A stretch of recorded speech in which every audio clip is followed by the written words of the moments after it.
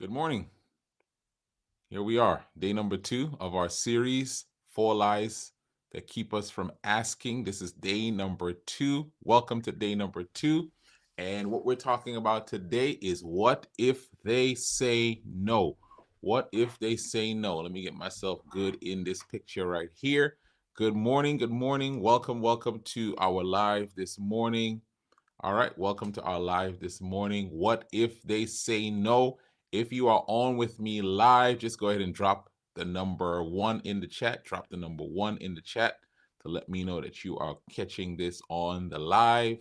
And if you're watching it on the replay, drop the number 2. Let me know that you're watching the replay. I'm going to go ahead and share this to at least one place that I have access to. I'm going to share it to one of my groups here. The Monetize Your Ministry community, day 2, 4 lies that keep us from asking and what is costing us, what they are costing us.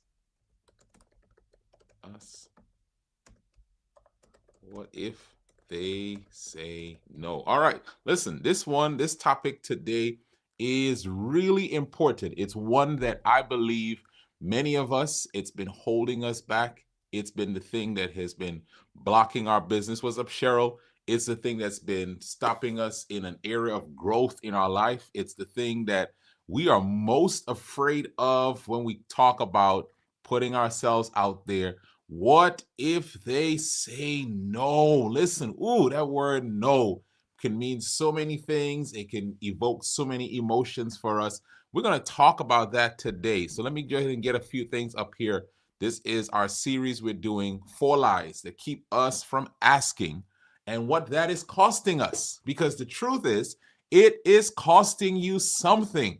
You may not see it right now, this moment, today, but it's costing you something maybe tomorrow, maybe next week, maybe there's a project you're working on, and the fact that you are afraid to ask is going to stop your project from being as good as it could be. Maybe there's something that has to do with your family, and your fear of asking is blocking your family from experiencing something. Maybe it's something with your business project that you've been thinking about and dreaming about, and just your fear of asking is stopping that project from getting off the ground, from growing, from moving forward. And we want to talk about what these lies, what they are costing us. And I want to jump into that today.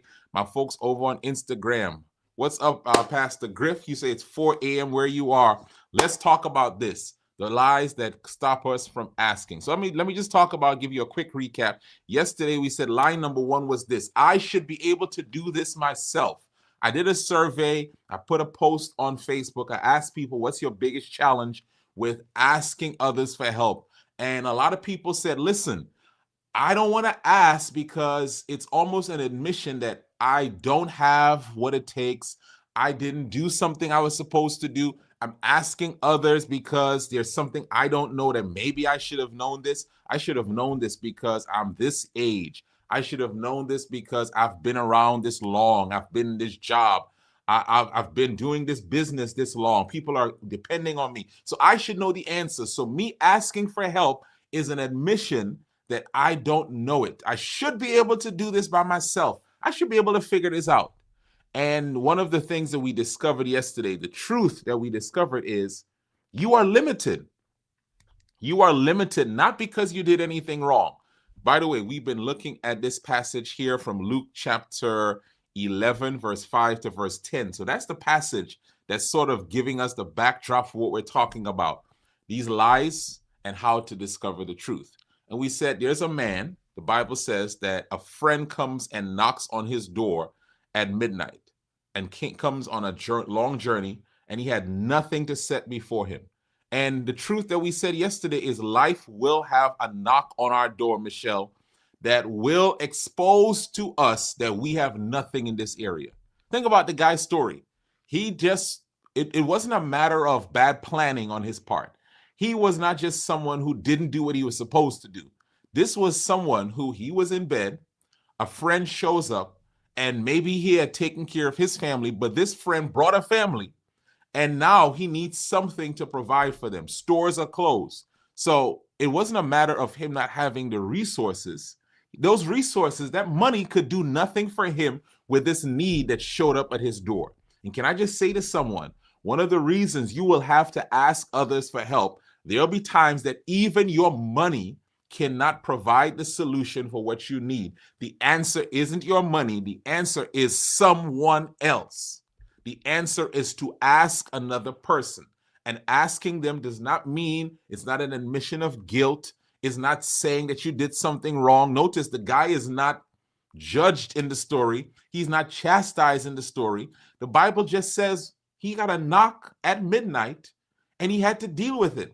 And you'll have a knock at midnight in your health. Maybe it'll be with your relationships. Maybe it will be with your children. Maybe it'll be with your business. Something that you did not expect to happen. It will happen for you and to you, and you will have to figure it out. And pride says, try to hide this need. But humility says, because I'm limited, I need to ask for help. And so we looked at that yesterday. And line number 1 says, I should be able to figure this out all on my own. I should be able to do this by myself. But truth says, no, I'm limited, so I need help. Listen, before I go any further, I'm going to make an ask of you. I'm going to ask you for something. I'm going to ask you to share this live. There's somebody who needs what we're going to be talking about today. So I'm going to ask you to share this with someone else so that they can benefit from this while we're going on. So just hit the share button on whatever platform you're on so that someone else can benefit from this. All right, here's line number 2. 4 lies we say that's costing us. Line number 1 was, I should be able to do this by myself. Line number 2 is this: if they say no, they are rejecting me. Woo, here we go. This is going to be such an important talk today. This is going to be such an important lesson today, because this is something that holds so many of us back.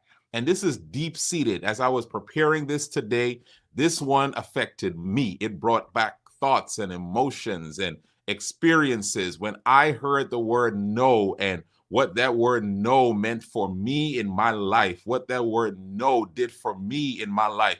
It took me back to elementary and middle school, when you're trying to talk to someone and you are asking them, hey, do you like me? Do you want to dance with me? Do you want to go out with me? And they say no.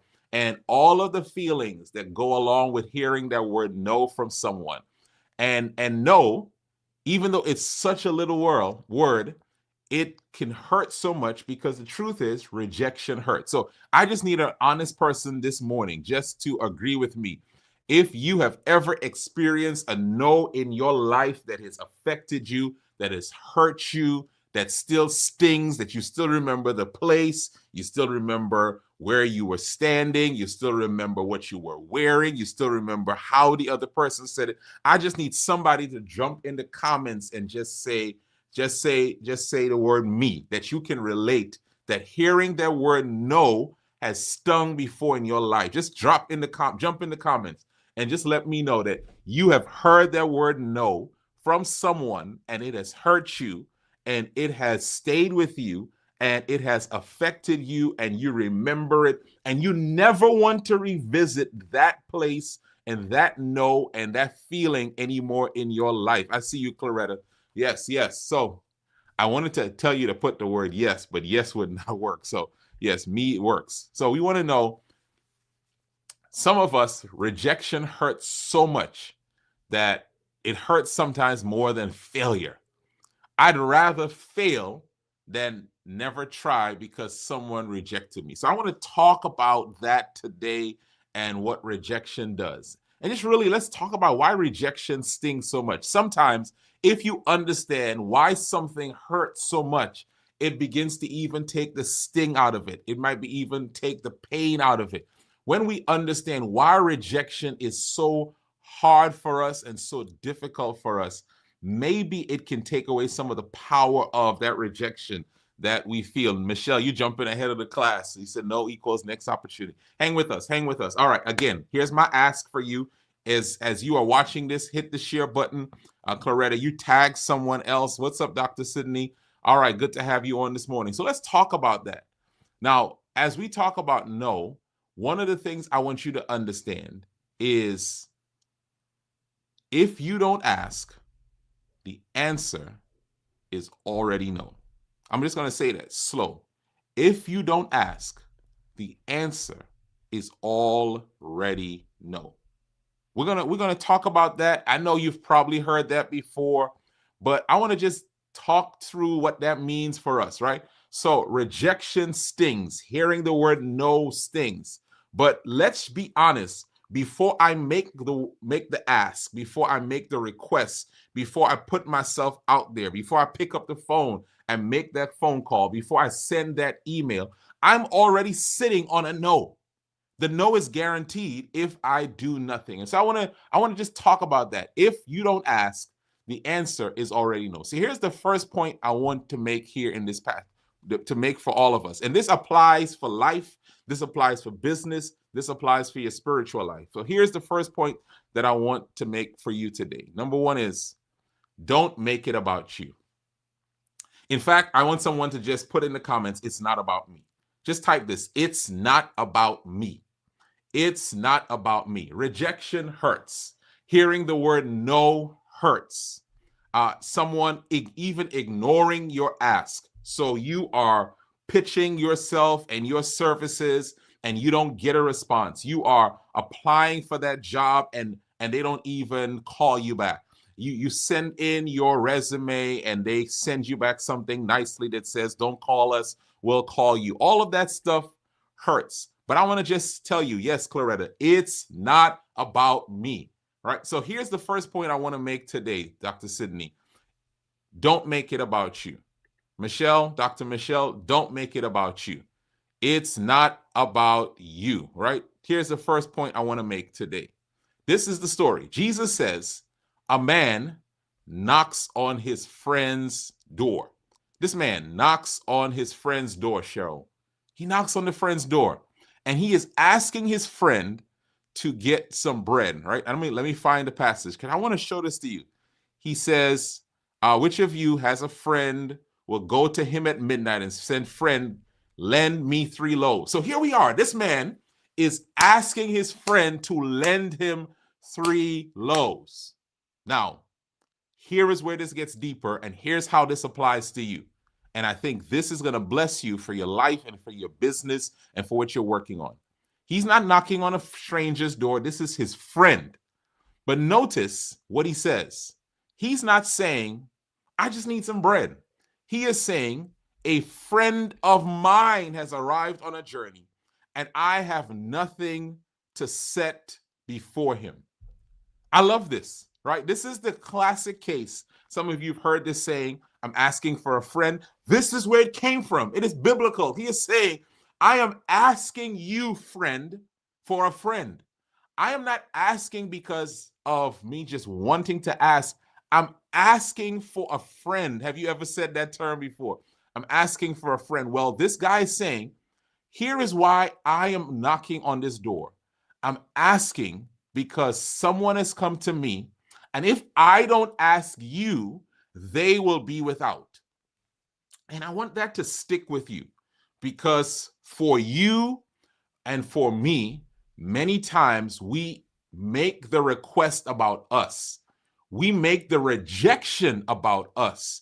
We make the no about us, what they think about me. And this person must not be my friend. And they must not think I am a smart person. That's why they're saying no to me. And they must not think this about me if I'm hearing the word no. And they must not think that about me because we've made ourselves attached to the request. And what I'm saying to you is you need to make a separation between who you are and your value and your worth and all of the things about you that don't change and your request.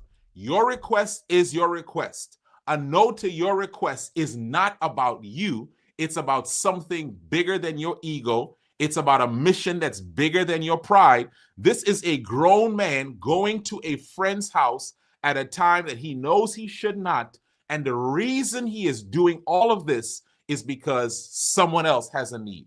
It's about his mission. It's about the thing that he is trying to get done.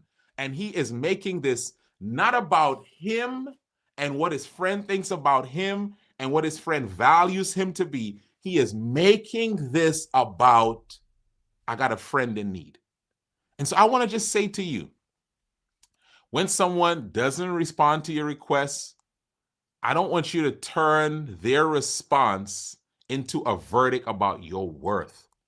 You are much bigger than anyone's no. You'll survive a no because you don't make this about you. So here's my first point again that I just want to reiterate for someone. Don't make it about you.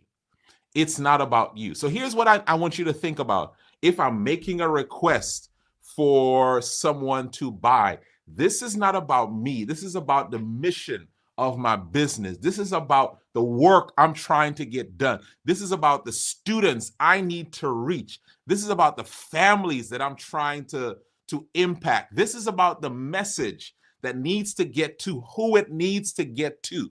So a no does not make a reflection on me. It's simply what is about my mission. And so me understanding and keeping the mission, keeping that the main thing, stops me from internalizing that no and making it something that gets to the core of who I am. So I want you to remember, if you never ask, the no is guaranteed. You know it's guaranteed. But I also want you to remember this. This is a very important thing. If you ask, one no isn't the final answer. We're talking about 4 lies that stop us from asking and what these lies are costing us, what they're costing you in your life, what they're costing you in your relationships, what they're costing you in your business, in your ministry, in the thing that you're working on. And if you don't ask, you'll get a no. And if you ask, one no isn't the final answer. The first no is not the final answer. I need someone to just put in the comments, not final. Just put not final. That's all I need you to put. It's not final. It's not the final answer. It's not the final answer, Pastor Griffin. It's not the final answer, Kevin. It's not the final answer. I love this about this passage because I want you to understand we read the passage and we miss some important things in here. That Jesus is teaching us about life and Jesus is teaching us about how to live and how to move in this world and how to navigate life situations. Claretta, it is not final. Because someone is saying to me, Kimon, the reason why I don't ask people is I have done it before and I tried and I put myself out there and I got a no, and so I stopped. I'm not, the reason I don't sell, Kelly, is because I tried that selling thing before. And when I got a no, I just decided selling wasn't for me. I tried that whatever it is before. And when I got the no, I recognize this is how some of us, we get spiritual. That was God's way of telling me this was not his will for me. I just needed to stay doing what I was doing. And I just need you to understand, listen, I'm not telling you how God speaks to you, but I'm telling you that a lot of us, we take the first no as final and we stop too soon. So here's what I want you to see in the story this morning. All right. The neighbor in the passage, and I almost missed this. He said, which of you has this friend that would say, come at midnight, say, lend me 3 loaves, and he will answer from inside, do not bother me. In other words, no, right? The friend says, do not bother me. The door is now shut. My children are now in bed. I just put the baby down. No, I can't get up and give you anything. Which of your friends would say that? Jesus says that's a possibility. And some of us know you got some friends that might say no because of inconvenience, because this isn't a good time. That's friends. Imagine people who aren't your friends, that they have reasons to say no. But now, the line that I want you to stick on is, I cannot get up and give you anything. That line sounds final. It sounds final. It sounds like that's the answer. I said what I said. Now move on. And here is where a lot of us would have walked away But I want you to get this. We might have said, that's the answer. Well, go back to my friend and say, listen, sorry, bro, I don't have any bread for you. Oh, yeah, when they ghost you. Yeah, we'll be talking about that. I'm doing a 4-part series, Dr. Sydney. So that'll be on one of the days here. But here it is, right? That's my answer. That's my final answer. But Jesus is telling us something here in verse 8. Here is what verse 8 says, because we're talking about asking. He says, I tell you, though he will not get up and give him anything because he's a friend, because of relationships, yet because of his impudence, he will rise and give him whatever he needs. Now, impudence, I've been reading that word. It's a King James word. I've been reading that word. I'm wondering what it means. Some of it says rudeness, boldness. Here is this New Living Translation version that's going to bless you. It says, I tell you, though he won't do it for friendship's sake, if you keep knocking long enough, come on, somebody. We're talking about lies that stop us from asking what they're costing us. And today, the lie is, what if they say no? Well, it says, even though he won't get up because of relationship, he has a good enough reason, he will get up and give you whatever you need. And here's the word, shameless persistence. Put the word, somebody, persistence in the chat. Persistence. Somebody put the word persistence. Somebody put the word persistence. I'm asking you again. Somebody put the word persistence. I'm going to keep asking you again because I want to practice shameless persistence. Jesus didn't hear. Now, notice this. We, in our minds, we probably put a number. The guy knocks once, friend, blah, blah, blah. But Jesus doesn't tell us how many times he knocked. He does not tell us how many times this man knocked at his friend's door. He does not tell us how long he waited. He simply tells us he kept knocking. That's what he tells us. He does not say how long, Ayana, that this man was knocking. He doesn't tell us how many times the man on the inside says no, and a version of no. All he tells us is he kept knocking. In fact, that's what the text says, verse 9. I tell you, it will be asking, it will be given, seeking, you will find, knocking will be open. For everyone who asks receives, everyone who knocks, it's opened, right? So the word here is persistence, Cheryl. It's persistence. And I want to talk about that for us because we said, right, in our point earlier, is that don't make it about you. And the first no isn't the final answer. So he kept knocking. Persistence is simply this. It's refusing to let one no be the final answer. Sometimes you are one conversation away. Think about that. You might be one phone call away from what you're looking for.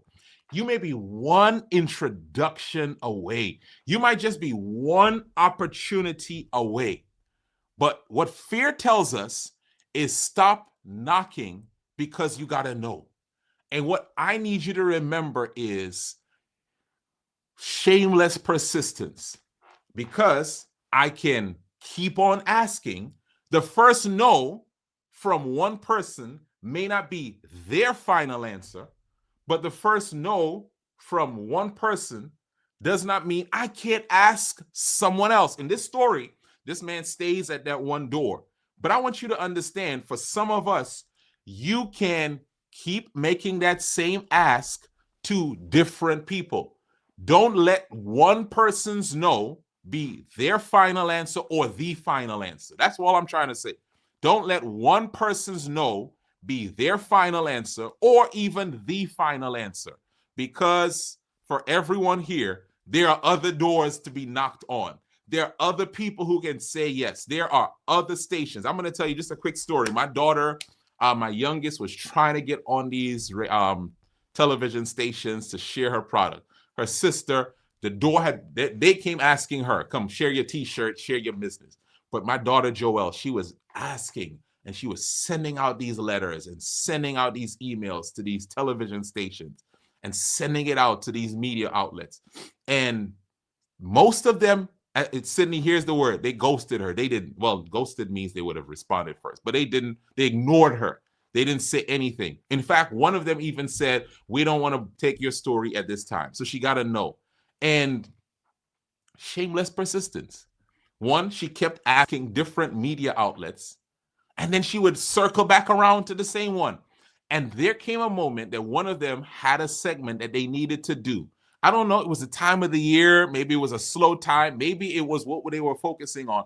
One of them that said no came back to her and asked her, hey, can we feature you? Because understand, the first no isn't final, right? So I just want to remind you, if you don't ask, it's a no. The first no isn't final. But then here's the last thing I want to say. If you keep asking, one yes changes everything. Here it is. One yes changes everything. One yes changes everything. In fact, here's what I need you to put in the chat, in the comments right now. Just put the word yes. I want you to put the word yes. You can put it in all caps. Some of you are going to put it about 3 or 4 times. I just need you to put the word yes in the comments. I want you to type that word yes in the comments. I'm watching over here on Instagram. I'm seeing some of you are over here on Instagram. Just put the word yes in the comments. If you, those of you on Facebook, on YouTube, put the word yes in the comments. I want you to realize, as you are putting the word yes, the power of that word, Uriah, the power of that word, Claretta, that word yes, even as you type it, does something internally for you. It releases some joy hormones for you, right? You just feel good when you just see that word yes. That word yes does something, Phil. That word yes, I'm seeing you saying yes, and it's doing something for me. Because the word yes is such a powerful word. Here is something that I want you to recognize, right? Think about, you're looking for a job. And if you've ever had to look for a job, you know what I'm about to say is the truth. You're looking for a job, and most of us know, right? If you don't know, you are a blessed person. Most of us know, in order to get one job, you have to send out multiple resumes. You have to fill out multiple applications, right? You fill out multiple applications, you'll get, not all of the applications you send out will get a yes for an interview. But when you get an interview, you have to go on multiple interviews. Not all the interviews you go on, you'll get a yes. You'll get a lot of no's on those. You'll probably get more no's for your application than yeses. You'll probably get more no's on interviews than you'll get yeses. But let's just say this. You are applying for your dream job. And there are multiple options for that, right? So multiple universities, multiple churches, multiple hospitals, whatever it is, you are applying for your dream job. And every rejection letter, every no hurts. Now, we talked about earlier, you need to separate you from the no. It is not about you. It's about your mission. It's about your family. It's what you're trying to do in this world. So as I'm applying for this job, this no is not about me. It does not mean I am not smart. It does not mean I'm not intelligent. It does not mean I don't have value. It is just an answer to the thing that I'm doing from this particular person. But it's not final. But here's what I want you to recognize. Once you get that yes, in fact, let me go back. A lot of us, in the process of getting no, we are counting every no. We talk about, I'm rejected 5 times. I sent out 50 applications. I went on 20 interviews. I got all of these no's. I got all of these rejections. But when you get your dream job, when you get that yes, what I want you to recognize is years down the line, months down the line, what you end up doing is you forget how many no's you get. Why? Because once you get the right yes, your no's lose their power. The truth is, we count the no's, but eventually the no's don't count once you get a yes. Once someone says yes to you, the no's lose their power because you got a yes. And in the story that Jesus tells, we don't know how many times this neighbor tells this man no. Dr. Phil, we don't know how many times he was told no. But what we do know is he got a yes. And once that yes happened, it changed the story. he was now able to receive something that he can go fulfill his mission. And I want you to understand this. Every rejection that comes is not final. It is simply moving me closer to the yes that I'm looking for. Every time someone turns down your proposal, it is not final. It is moving you closer to the yes that you are looking for. Every time you put out your process and you make an offer to someone to buy and they say no, you are getting closer to a yes. What if you knew that it would take you 20 no's to get a yes? How much would you embrace every no, understanding that I just need to keep on going? Because when I get that yes, all of those no's that I got do not matter anymore, because I'm sitting and I'm standing and I'm living in my yes. And I just want you to know, Elder Collins, that a lot of us, we are so afraid of hearing no that we won't move forward towards getting a yes. We are so afraid of that neighbor on the inside of the door saying, "Don't bother me, my kids are asleep," that we won't even knock on the door. And that door behind it has the provision that I need. And I just need to speak to someone today. God has given you something to build. God has given you something that you are working on. You got a mission that's bigger than yourself. It is not about you. And you have not moved forward because you are afraid of what a no says about you. And I want to just release you that this no that you might receive says nothing about you. You are simply being obedient to moving forward about your mission. And I just want to just encourage you that persistence pays off. You are, this is what Pierre Quinn says. He says, you are one conversation away from a changed life. One conversation. So keep having conversations. You are one ask, A-S-K, away from a changed life. So keep asking. You are one request away from a changed business, from a changed relationship. So keep on making requests. Carla, Jesus says, ask and it shall be given to you. And can I just give someone some encouragement today as we wrap up? That the story isn't about bread. It's not just about neighbors. It's about God.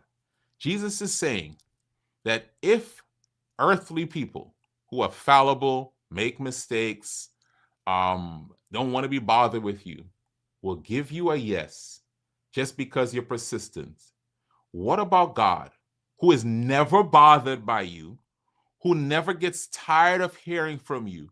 How much more will he give you when you are persistent in asking him? How much more the God who wants to hear from you, who desires to hear from you, how much more will he grant your request when you are persistent with him? So here's what he says. He says, ask. He says, seek. He says, knock, because he wants to hear from you. You're never bothering him. You're never going to wear him down. He wants to hear from you. And he recognizes sometimes that it's in the asking, it's in the persistence, not just that we get what we want, but we become who he wants us to be. All right. So here's what I want to just ask today. First of all, if this has been a blessing to you, I'm going to ask you to share this. You're on Facebook, hit that share button. If you're on YouTube, just go ahead and click the copy and share this with someone. You're on Instagram, I may let this live stay up after, so look out for it. You can go ahead and share it.